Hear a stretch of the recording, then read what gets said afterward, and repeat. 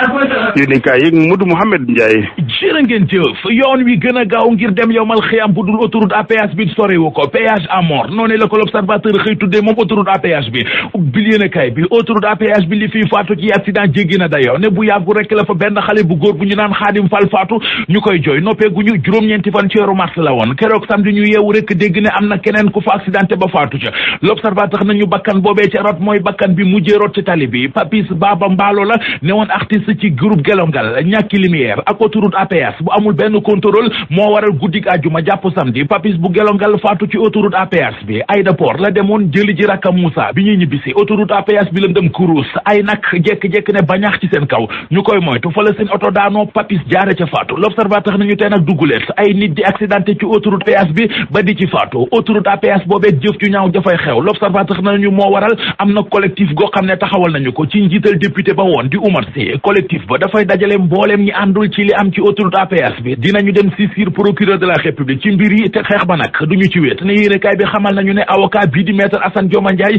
noppi na ngir gunge leen ci Les Échos nañu askanu Sénégal mere nañu lool waa Sénac amul lu ñu leen yàqul moo waral sax ñu taxawal benn collectif ngir plainte kilifa yu autoroute à péage bi am na pétition boo xam ne lu toll ci fukki junni nit ak juróom benn jot nañu ko signé libération nañu Sénac moo di barab bi ngay fay ngir mujjee yowmal xiyam la cloche nañu autoroute à péage bi non seulement lañ cey fayloo nit ñi seer na lool waaye la fay faatu ciw nit ci ay accident yi bari na ba jéggi dayoo ay nag yu taxawàllu ci digg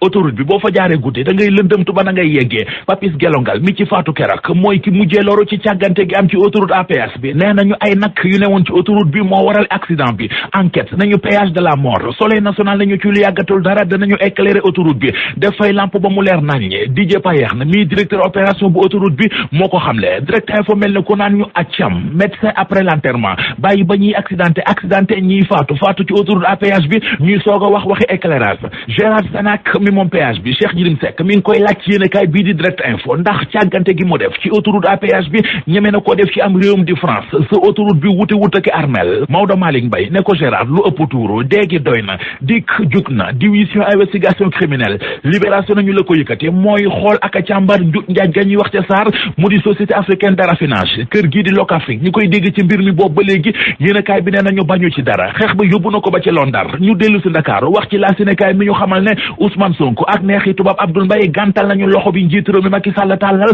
ngir ñu toog waxtaan ci yenn anam la ñuy doxalee pétrole ak gaz bi ñuy wax ci réew mi nee nañu duñu bokk mukk ci waxtaan woo xam ne dara taxu ko jóg lu dul nas ay pexe ngirug jalgate wala yorinu bon Sud Quotidien nañu concertation nationale di waxtaan wi njiitu réew mi woote ci wàllu gestion ressource pétrole ak gaz bi am nañu tàmbalee xajamal ci rajo kenn ca ñoom du Ousmane Sonko njiital Pastef dañu ci journal bi monsieur le président waxtaan wi ngay woote amatul benn solo ndax da nga ko yeexee ñeneen ñu ci àndul sud nañu moo di Abdoul Mbaye ak Cheikh Tidiane Dièye bu Sénégal bi ñu bëgg ñoom it gàntal nañu loxo ba ginnaaw kàddu yu fi yëkkati woon jëmale ko ci président Macky Sall moom Moustapha Cissé Lo Vox Populi nee nañu njiit réew mi Macky Sall ak Moustapha Cissé Lo gise nañu ba waxtaan lu yàgg gise bi démb ca ngoon ca la amoon ca kër Macky Sall ga ca Mermoz Le Quotidien nañu biccoog mbaaloo gi am ci biir APR tax na Mahmoud Saleh ak Mbaye Ndiaye jug sol seenu dal ngir dox ci tànk jàmm doon ca sapeur pompier ñi soxla pompier ak ku leen wàllu ñooy ñaari footballkat yi Sénégal yi ci journal record mu di Pape Alioune Ndiaye ak Mame Biram Diouf équipe bañ doon football ci Angleterre mu di Stoke City équipe ba wàcc na deuxième division